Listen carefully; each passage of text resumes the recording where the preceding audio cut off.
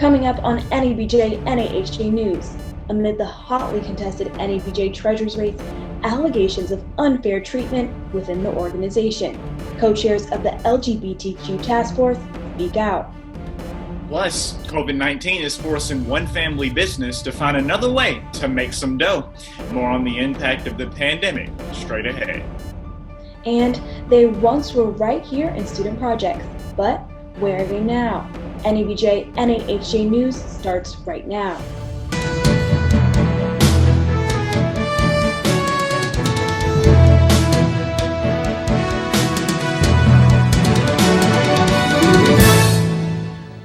Welcome to the NABJ NAHJ Newscast. I'm Tyree Gwynn. And I'm Akayla Gardner. Thanks so much for joining us. Votes are in. With 53% of the vote, Jared Henderson is the new NABJ academic representative. And the new treasurer is Walter Smith Randolph, also receiving 53% of the vote. The new board members will be sworn in at noon during Saturday's board meeting. Well, the race for a seat on NABJ's executive board was a tense one.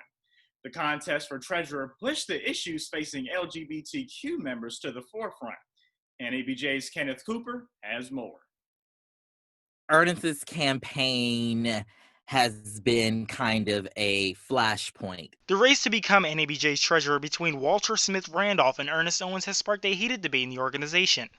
It centers around issues and biases that LGBTQ Task Force co-chair Travell Anderson says they're all too familiar with at NABJ. Then I know at minimum my own personal experience in terms of dealing with anti-LGBTQ sentiment and bias and the glares and the jeers from our broader membership and from our leadership. Owens' Twitter thread detailing alleged instances of homophobia caught the attention of NABJ member Michelle Johnson, who is a part of the LGBTQ community. Johnson says she was saddened to see Owens' concerns. And I thought, wow, we haven't come any further than this. You know, there are still people who are feeling like they're not accepted by the organization and there are issues. NABJ President Dorothy Tucker tweeted a response to have further discussions with LGBTQ Task Force co-chair Famie Redwood. This is family. You know, NABJ is family. All of us should feel welcome. Redwood wants there to be a more welcoming atmosphere at NABJ events like the career fair. When gender nonconforming folks are going to the booths, they're not getting a warm reception. And that means from the jump, they're not getting the same interviewing opportunity. At this time, NABJ does not grant the task force self-identification data. Talks between President Tucker and co-chair Redwood have been productive. And we talked about working together on a survey. You know, we talked about doing the research together. So, you know, I think our members will be very pleased with what we're going to do. I genuinely felt that she was telling the truth. Now, at the end of the day, sort of actions speak louder than words. Proposals from the task force to NABJ include financial support, data on LGBTQ members, evaluating board members for a history of homophobia, and equal opportunities at the career fair. And I'm looking forward to these verbalized commitments that we've gotten from NABJ leadership. But I can assure you, if in a year there is still not change, our voices will be louder. LGBTQ leaders have made it clear that as they do not see any changes, this will not be the last time NABJ hears from them. Kenny Cooper, NABJ, NAHJ News. A year after her election as NABJ's president, Dorothy Tucker is sharing her perspectives on challenges we all face as journalists, as well as a personal one. I want NABJ to be the sought-after resource for great talent, data, and research about Black journalists and Black America. Among Tucker's priorities as NABJ president, it is critical that we expand our push for more Blacks in top management positions.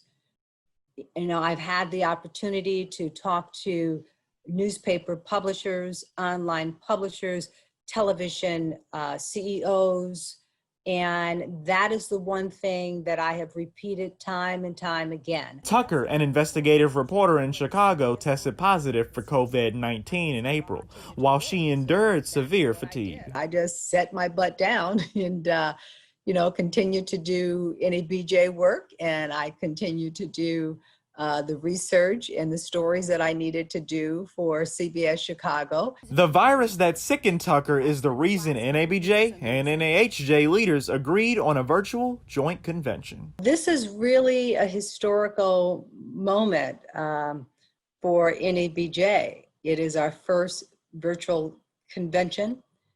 It is uncharted waters. It has been both exciting and exhilarating and stressful and frightful all at the same time. President Tucker's not ruling out the possibility of another virtual convention next year if there's still a health threat posed by the coronavirus. Tyree Gwynn, NABJ, NAHJ News. The NABJ Board of Directors will hold its annual business meeting Saturday morning. The board will welcome the new treasurer and academic representative. They will also do an overview of the conference. All members are encouraged to attend. The topic of mental health is being more openly discussed. However, in the Black community, it's not always a topic that's embraced. NABJ's Aaron Davis tells us how that might be changing. As protests and COVID-19 happen simultaneously, the Black community is feeling the mental effects of both. You know, there's a saying that when white people have a cold, Black people have pneumonia. According to the Centers for Disease Control and Prevention, Black people are more likely to die from COVID-19 than any other race. Dr. Deloney says this could be behind an increase in people going to therapy. Are they telling their friends and family that they're seeking help? I don't know. Are they talking to other people and telling them that they need help or are getting help? I don't know. But there's certainly been a greater willingness amongst Black people to seek therapy. Melanie Graves is a first-year graduate student and says COVID-19 has caused her financial stress. Everything is so different. Everyone's just trying to figure out what's going on. So it's been hard, like in that aspect, like, what am I going to do for work? Like, how am I going to pay my tuition? How am I going to afford my books? Graves says the quarantine has encouraged Black people to discuss their mental health. I think we are becoming better equipped because we're kind of forced to be. We're having to sit down and pay attention to our mental health, and everything is being like slowed down. If you're looking for resources, Ayana is one of a few websites that lists mental health resources for people of color. Aaron Davis, NABJ, NAHJ News. A sheriff breaks his silence on what happens to officers who break the law. Plus, once upon a time, they were participants in student projects. Later, we'll figure out what they're up to now.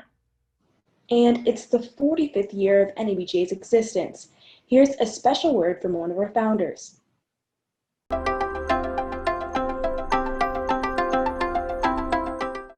Hi, I'm Dwayne Wickham. I am one of the 44 founders of the National Association of Black Journalists. Yes, I was there in December of 1975 when we created this organization. I was also there the following year at our first annual convention. We held it in Houston, Texas, at Texas Southern University. And because of events that kind of toppled out of control, you might be interested in knowing that our first banquet was held poolside at a motel. This season, 60 Minutes covered some of the most important stories of a generation about race. These cops need to know the difference between serving and protecting and not serving and killing. Immigration. I could still see my husband there, struggling, along with my daughter. Social justice. A white mob with incendiary rage burned Greenwood to ash. How many people were arrested, tried for what happened in Greenwood? No one. And introduced you to some of the world's most interesting entertainers. My musical career has served as a vehicle to work for children. Hola, ¿cómo estás? Go behind the scenes and hear from the 60 Minutes team themselves about how they make their stories tick.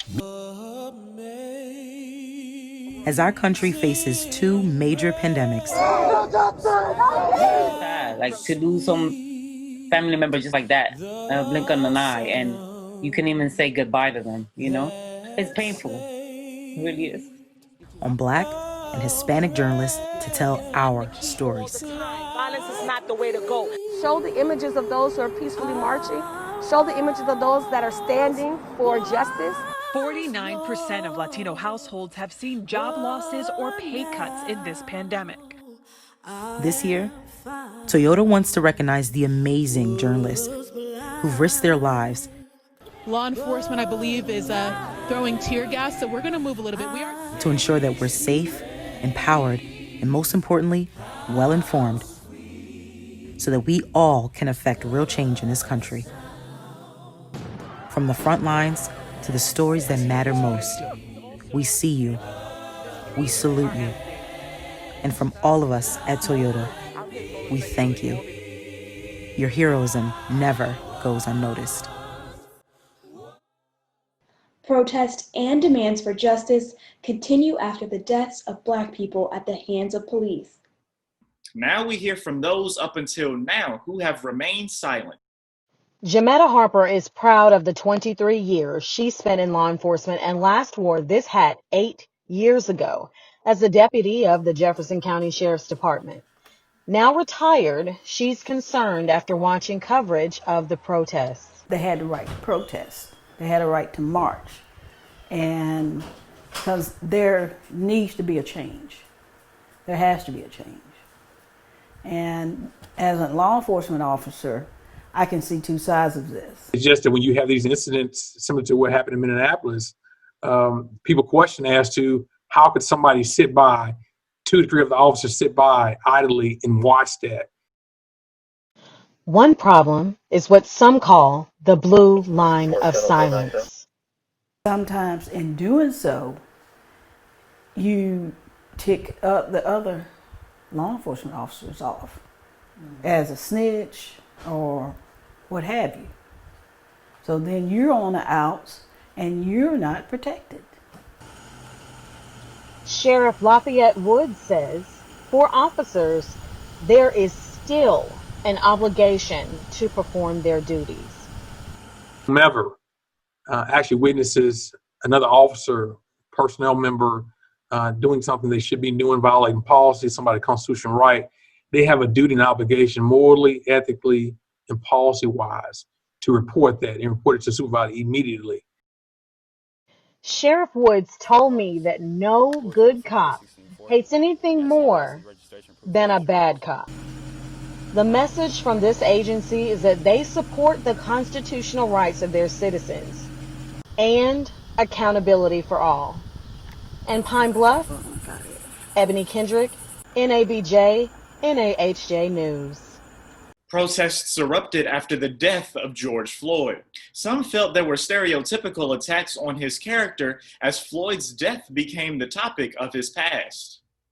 NABJ's board of directors unanimously passed a resolution to the NABJ Style Guide to advise news outlets of the importance of not mentioning past criminal history unless it's directly related to the story. The resolution was proposed by NABJ's Black Male Media Project. The guidance hopes to stop painting Black males as villains, especially when they are victims of police brutality. Speaking of racism and police brutality, some members of the Black community are feeling left out. NABJ's Deracia Singleton explains why the LGBTQ community says they're battling similar demons in their demand for social justice. Patrick Riley hears the voices. You know, we're talking hashtag George Floyd. We're talking hashtag Breonna Taylor. There's also hashtag Dustin Parker. There's also hashtag Monica Diamond, hashtag Nina Pop, hashtag Tony McCade. Riley's a founding member of NABJ's LGBTQ task force. He says those names do not get enough recognition during demonstrations outside his community. And yet, they're Black lives. Board president of San Francisco Pride, Carolyn Weisinger, says, for Black liberation, you have to listen to the voice of the most marginalized. You will know that Black people are free when Black queer people, when Black trans people are free. Looking at here the third quarter of 2020, about 25 violent Black trans murder. To see that the protests are all illuminated in the direction of finding justice is it's a warming thing on one hand, but what has always existed in the Black community is a homophobia. Most Black trans women are killed by people that they know. A lot of times, you know, they are killed by men that they are dating. Riley says his Black trans sisters and brothers feel empowered. We have to, for once and for all, address homophobia in the Black community. While the Black LGBTQ community suffers from racism and homophobia, they continue to fight for more space in social injustice movements that they helped create. Daracia Singleton, NABJ, NAHJ News. Millions of dollars continue to pour into bail funds during nationwide protest. The topic of cash bail is having quite the moment. NABJ's Kenneth Cooper explains. We were getting thousands of donations a day. Candace McKinley is lead organizer for the Philadelphia Community Bail Fund, and ever since the start of nationwide protests, organizations like this one have been inundated with donations from people around the country seeking to free protesters who have been arrested. That first weekend, we got like 1.5 million. Since its birth in 2017, the Philadelphia Community Bail Fund has posted more than $3 million in bail money to free nearly 500 people who are being held while awaiting court appearances. But most of the fund's bailout work has occurred in recent months during protests and to help prevent people from going to jail and risking exposure to COVID-19. Still, few people know how the cash bail system works. The cash bail system is a method of assigning a money value on a person's ability to be released. Basically, that's what it is. And how we do that is, at least in Pennsylvania and Philadelphia, is by an arbitrary process by which the charges control the amount of cash bail that one could be looking at. Keira Bradford Gray, Chief Defender at the Defender Association of Philadelphia, says the cash bail system can worsen racial inequality. And it 100% exacerbates racial disparities in that the types of decisions that people are making based on who should get bail and who shouldn't are based on very little information that one has about a person. Not everyone opposes the cash bail system. Recently, the NYPD has falsely claimed that bail reform is responsible for its increase in gun violence. Bail has never been something that keeps us more safe. It has always been a mechanism that allows people with means to gain their freedom and people without means to sit in jail. As bail donations return to normal, the fund is taking a pause to plan their next steps and thank donors for fueling their success so far. Kenny Cooper, NABJ, NAHJ News. Coming up next, historically Black colleges are getting a boost in their athletics. We'll ask one coach why more players are choosing HBCUs over PWIs. Plus, one family business is discovering there's more than one way to make some dough. But first, more from NABJ's founders as we celebrate our 45th year.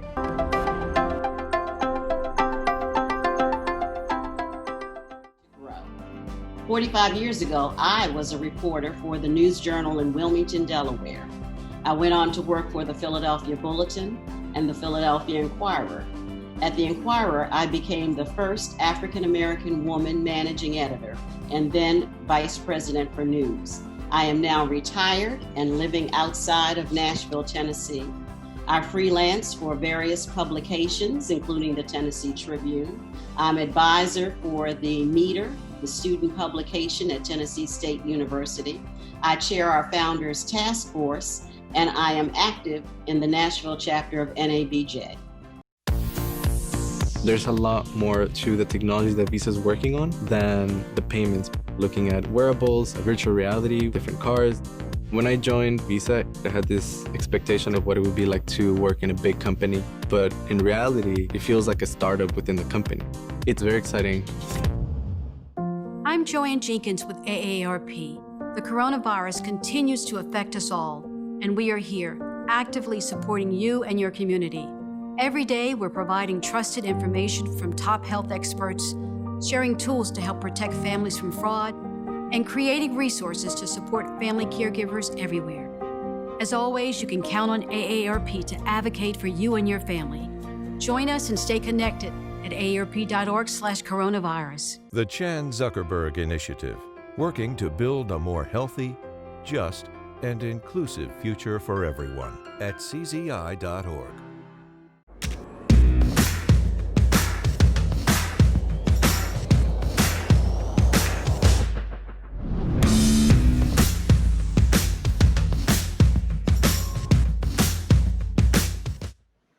Welcome back. Businesses around the country are still struggling with the effects of COVID-19. Aaron Davis found one Black-owned business trying to make ends meet during a global pandemic.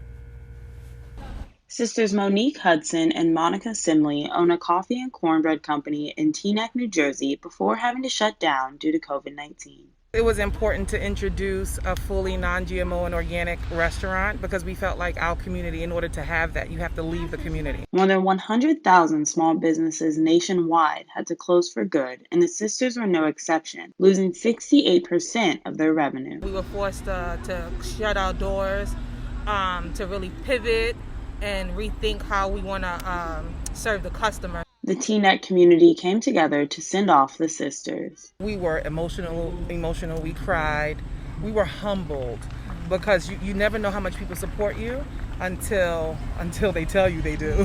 Even though one door closed, another opens as the sisters plan to move their business to Montclair, New Jersey. Onward and upward, we think, for coffee and cornbread. Aaron Davis, NABJ, NAHJ News. Since the killing of George Floyd, professional sports have taken a new approach to social justice. NFL quarterback Colin Kaepernick was blackballed from football after taking a knee for Black Lives Matter back in 2016. Now leagues from the NBA to NASCAR are allowing and even supporting demonstrations backing social justice. Across the nation are now listening athletes like LeBron James to continue to keep the issue in the public spotlight, with messages calling for equality. HBCUs are becoming a first choice for some top high school athletes. For example, Howard University landed a top 20 basketball recruit, Mercure Maker.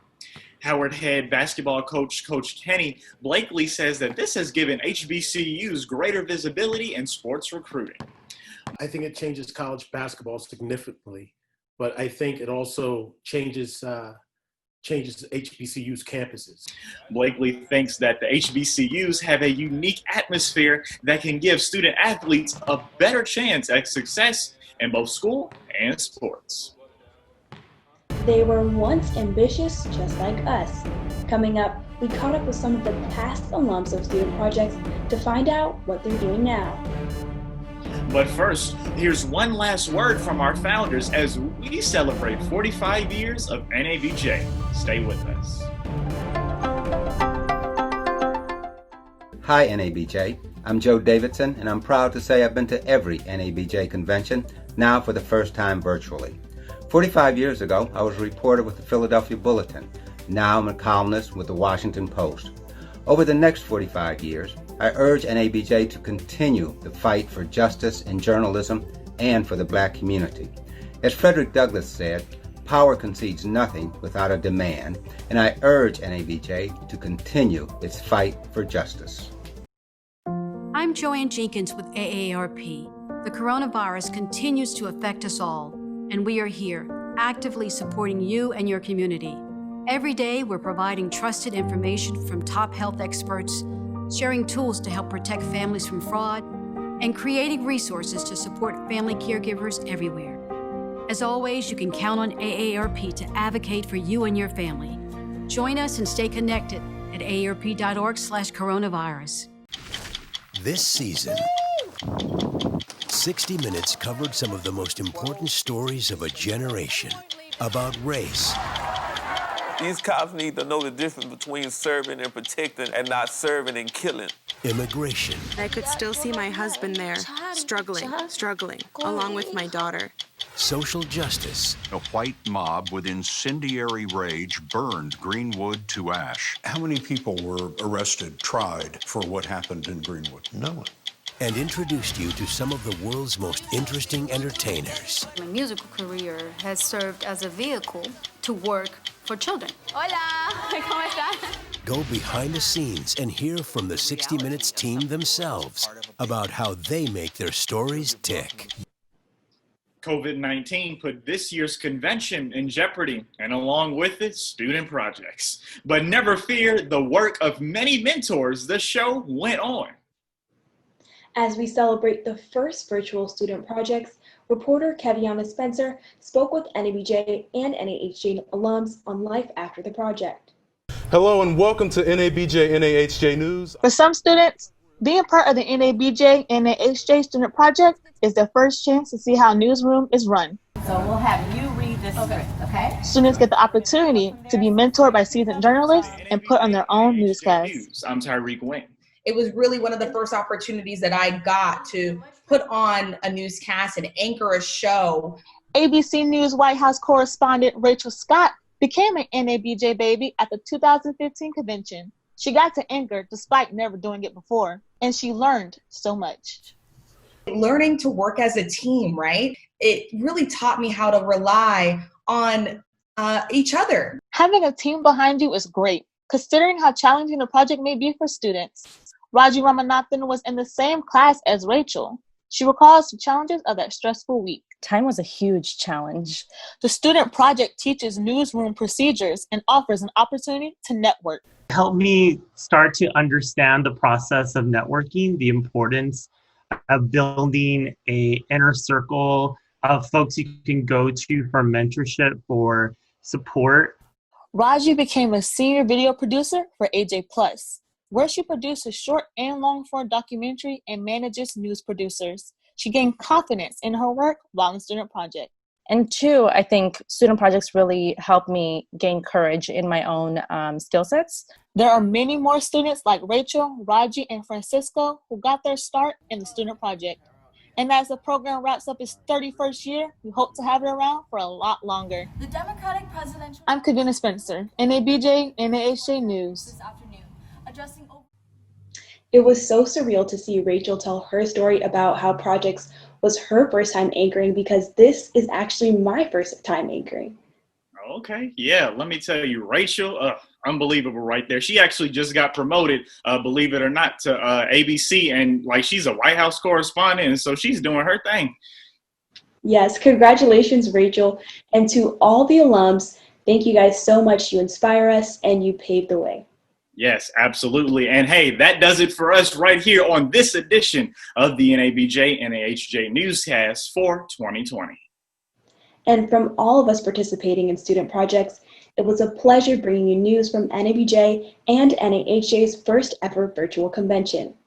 Oh, wait, before we go, we definitely want to make sure we thank our mentors and all the months and planning and sacrificing their time to help us with this amazing opportunity. We'll see you in Houston in 2021.